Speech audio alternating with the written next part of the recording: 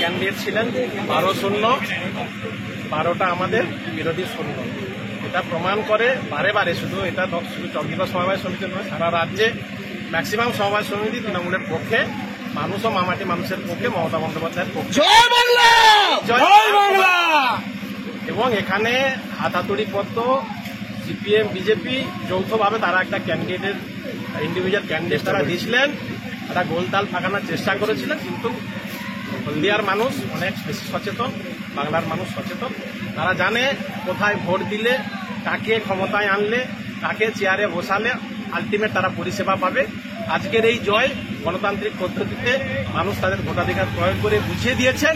যতই অপপ্রচার করুক, সোশ্যাল মিডিয়া যতই বলুক, আর বিজেপি যতই বহিরাগতদের মস্তানি করুক, গুন্ডামি করুক, বা ভয় দেখাক, ব্ল্যাকমেলিং করুক, এনআইএ নিয়ে আসুক, ইডি সিবিআই নিয়ে আসুক, ইনকাম ট্যাক্স নিয়ে আসুক, যাই নিয়ে আসুক না কেন, আজকে আবার প্রমাণিত হলো এই চন্দ্রিমা সমবায় ব্যাংকের ভোটের, যেটা প্রমাণিত হয়ে গেল। মানুষ শেষ কথা বলে এবং মানুষ যেটা বুঝিয়ে দিয়েছে তৃণমূল কংগ্রেস শেষ কথা বলে।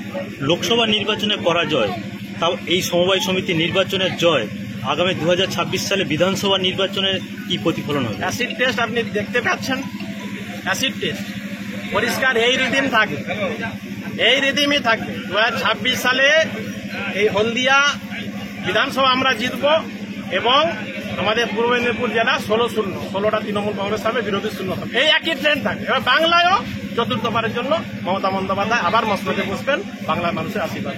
শুধু সময়ের অপেক্ষা। মানব দাস বল্টু মিয়া, চন্দ্রিমা পঞ্চায়েত সমিতি একটা প্রেস্টিজিয়াস ভোট।